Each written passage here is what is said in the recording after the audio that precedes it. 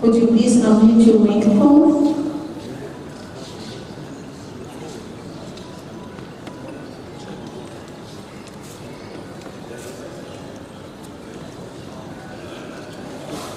Are you hearing me, Dr. Singh? دكتور معاك بيديك بايده التليفون بتاعك عشان خلاينه معاك وعايز يديك عشان مش تاكل من دول.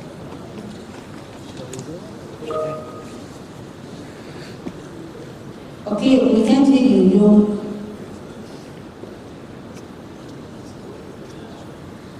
There is no voice from your side.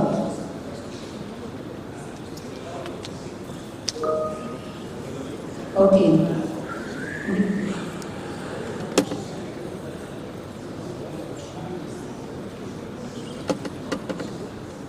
You share your screen, but we can't hear you.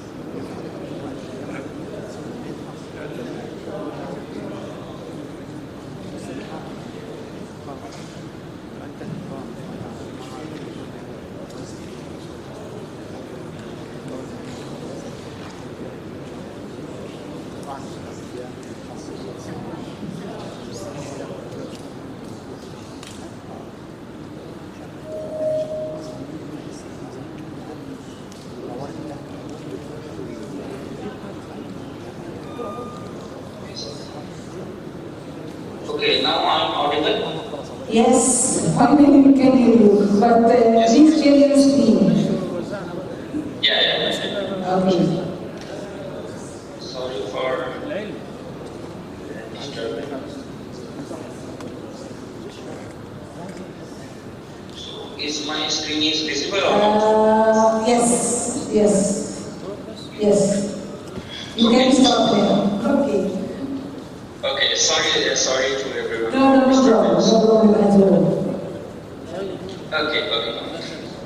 First, I would like to thank everyone for paying attention in my slide. It is an advanced thanks to everyone. Today I deliver my talk on the entitled with Advanced Soil and Nutrient Nano Management Under Salinity Stress. So, myself, Dr. Abhishek Singh, I am from Year 1 State University, working in research in crop biology as a scientist here. And I'm talking about about the salinity stress. So, we know that 20% of global cultivated lands are affected with salinity stress, and these 20% land which is affected by the salinity stress, it decreased the 60% of the crop production. And among of that, more than 900 million hectares of land are affected with more than 900 million hectare lands are affected with the salinity stress. And among these, more than the 70 million hectare of land affected due to the wrong human practices. And in the case of Armenia, we have more than the 30,000 hectare land are nowadays facing the problem with salinity stress. And we are seeing this figure. This is the figure from Arak Valley. And Arak Valley is a major, or we can say like hot area 70. Where it's now, it's fine. No, no snakes are not moving.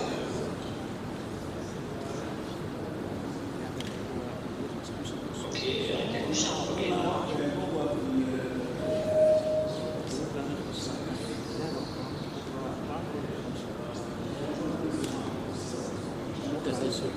I share again my slides.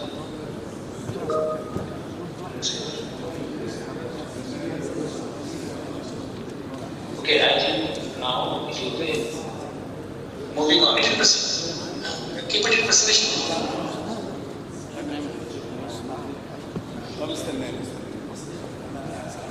Now it's fine.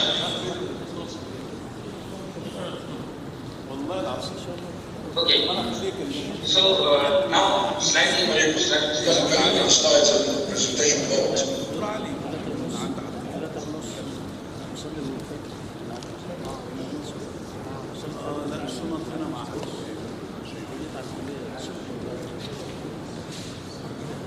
it's fine.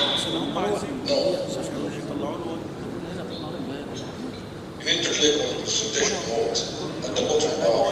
يخش بس جوه هنا هو هيجي وانا هطلع. Click again. Click again.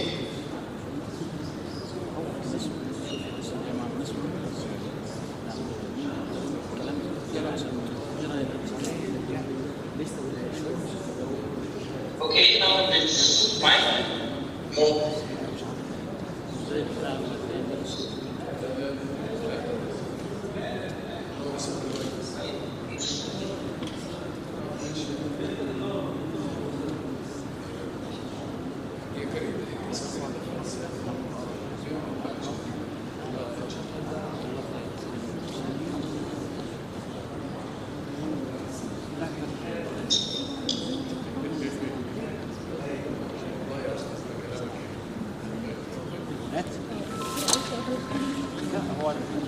It's fine now.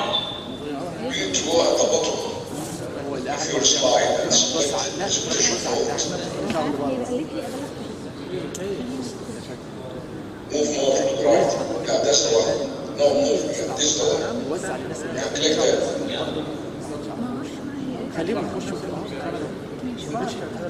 Now it's fine now. I'm trying the same thing. No, click again on that icon. This icon, I'll click again and again. There might be compatible issue. Yeah, maybe it is the issue. Is there any problem, Dr. Singh? Yeah, my slide is not the same to other. It is the same in your computer or not?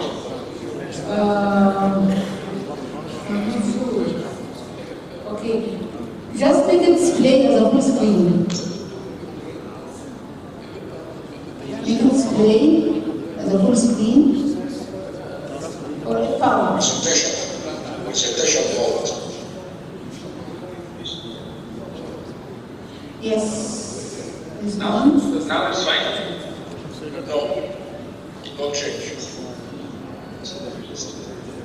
Okay, can you give me 5 minutes to change my computer? If you allow us, then I will continue after 5 minutes.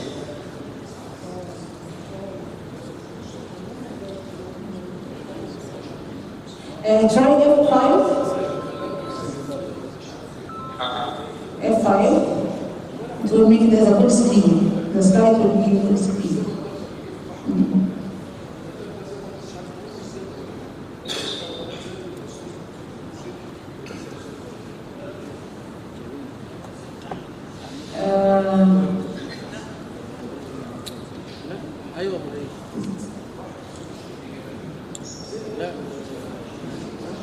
Now it's fine. Is this the same browser? It's okay. It's okay. Okay, Yes. Yeah. Yes. Yes. okay. Yeah. Now it works. So, yeah, it's fine. Now it's fine. You're ready, I think now. You can see everything very clearly. Okay. Okay. Thank you. Is problem in Armenia, like more than 30,000 hectares of land is affected with salinity stress. And for a small country, it is a huge amount. And this increasing the number of lands is also create the food security related problems. Like day by day, decade by decade, our population, worldwide population is increasing. And the increasing of salinity stress also decreasing the food production, crop production, and this production also create the food security related problem. And as we see that at the world level, wheat are recently produced by a higher number in China, India, Russia, Turkey, and some European country, some American country, also including in Egypt, if we are seeing these figures. And also, if we are talking about the salinity stress related problem, the salinity stress related problem first affected the plant at the physiological level, at the soil and plant biochemical level, and agronomical level. Also, it affects the crop yield attributes, and all these parameters, when it affected in the case of wheat, it also decreased the production of the wheat. So we cannot imagine that if we have the salinity stress related problem and we can get the high amount of wheat production. So if we are talking the short overview related to the salinity stress. Salinity stress majorly created the two types of stresses like osmotic stress and ionic stress. Osmotic stress is first experienced by the plant and it inhibits the water cell elongation and growth. Also, in ionic toxicity, it creates a high accumulation of the ions in the leaves and which directly inhibit the photosystem the plants and also inhibit the photosynthesis and enzymatic activity. All these when these two stress are created, like osmotic stress and ionic stress, salinity stress, it's create the alteration at the morphological level, yield level, biochemical level, and physiological levels. So,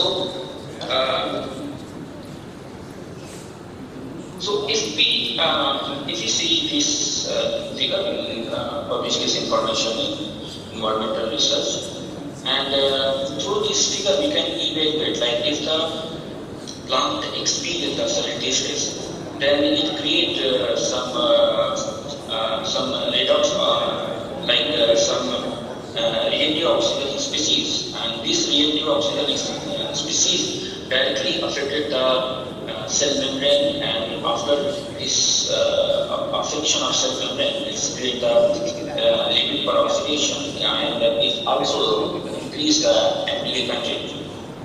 And this alteration in the cell membrane also affect the different physiological and biochemical and molecular level alteration. Like if we if these ROS reactive oxygen species is affected the chlorophyll, chloroplast, then it definitely affect the energy transaction and carbon assimilation reactions. And also if it affect the mitochondria, then it surely affect the electron transport system of the plants. And these two key metabolisms or metabolic activity when they directly affect the plant at the physiological level, biochemical level, and molecular. And at this level, when plant get affected, it start to respond for their survival. But maybe this survival for short time or long time. And if it is a short time, then plant may be die soon. And if it is long time, then maybe plant compromise other activity. So if we are saying like this, the plant is the salinity stress is affected the plants and plant getting compromised, and also the compromising like the plant not survive long time. And if it compromise in the case of wheat, here we're talking about the wheat, and it definitely decrease the production of wheat, and this is a very serious problem. If we decrease the wheat production, especially in this region, that is focus region that we are now here, because this region is mainly known for the wheat production. So what we have the solution? We have the solutions like nanoparticle, we have the solutions, we have the very small solutions. And these nanoparticles now they not using in agriculture but also using for like genome editing, and used as a nanofertilizer, also used as a abiotic stress management, also used as a nanoherbicide, nanopesticide. Also nowadays lots of nanoparticle using for gene transformation. And all these application of nanoparticles in different areas, not only from the agriculture, is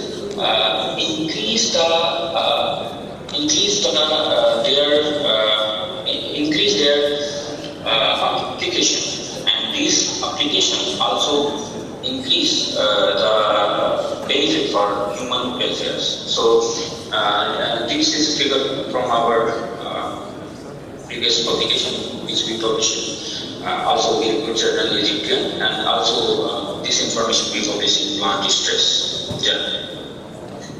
So here our work, like we are applying some zinc oxide nanoparticle in the plants, in the crop, and this crop, like if we see like at the germination level, because germination is very initial phase, and if we regulate the salinity stress at the germination level, maybe we can increase their production. So our screening at the crop germination level, we can see like after the application of zinc oxide nanoparticles, it increase the germination. It increase the germination by increase the antioxidant activity, and this increasing the antioxidant activity also increase their germination percentage.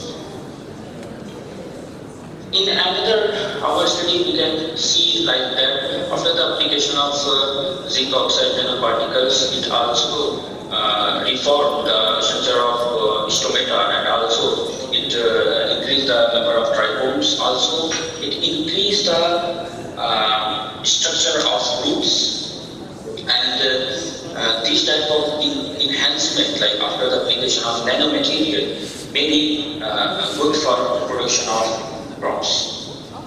So here another study which also show like after the application of titanium nanoparticles is increasing the different biochemicals, physiological parameters of the beads under the salinity stress.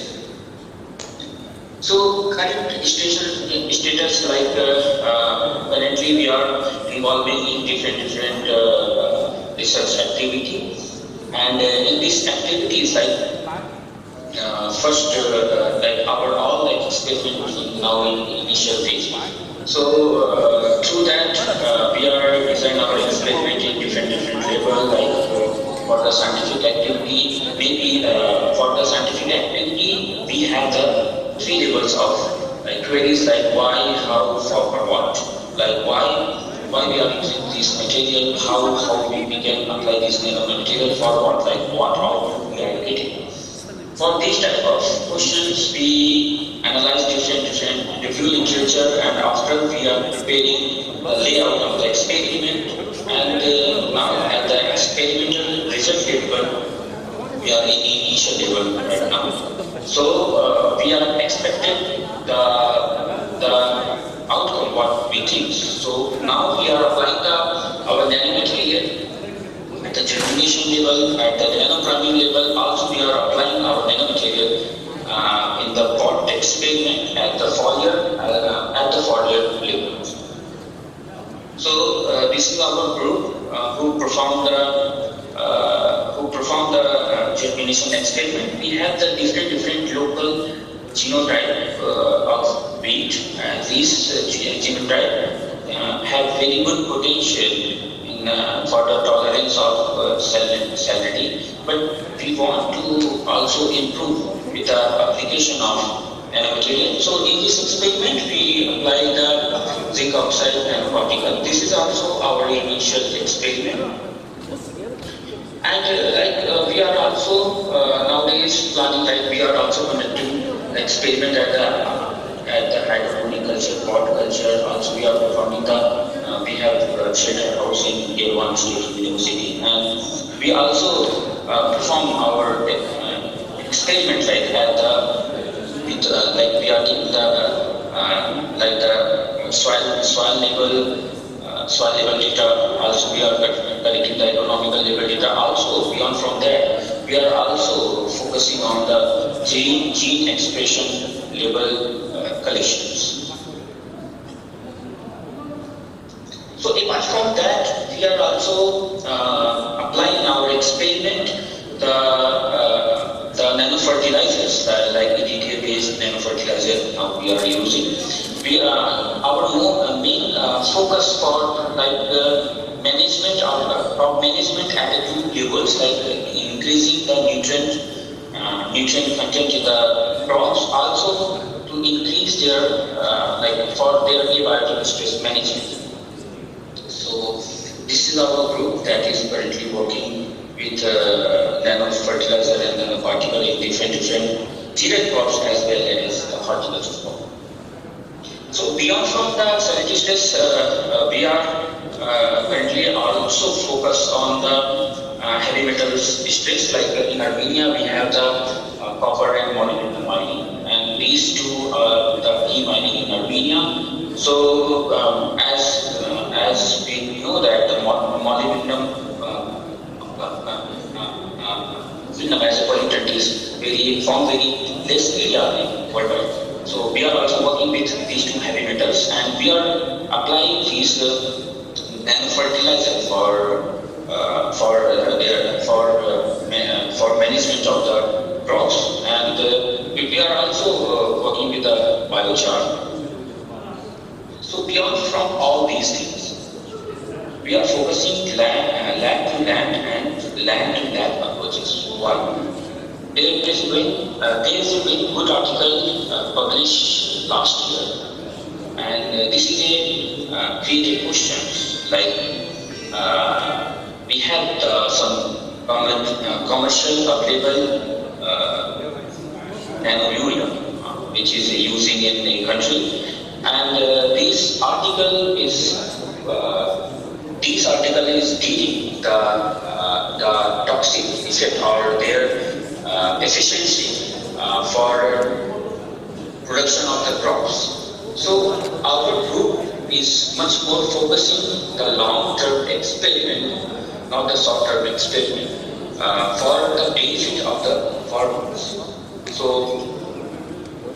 this is all, we are focusing to land lab approaches and lab approaches to avoid these type of misleading information which is maybe given by some different nano products. And also, apart from that, we are much more focusing to achieve the sustainable development goals, which is set by United Nations. So our different research, we are publishing different articles, and these articles also cover the different sustainable goals which is set by the United Nations. And this is a recently article that we published on the nanoparticles. Also, we are focusing on the nanomics level things. So these are all our publications and book cover the much more aspects of sustainable development goals, which is set by the United Nations. This is our collaborators, and thank you all. And in the end of my presentation, I would like to thank Dr. Hassan, who gave us opportunity to present our work in very good international conference. And also I want to thank my mentor from Russia, Dr. Vishnu D. Rajput, and also my mentor from Armenia, Dr. Karan. And thank you all. Thank you again to Dr. Hassan for giving us opportunity from week. Thank you.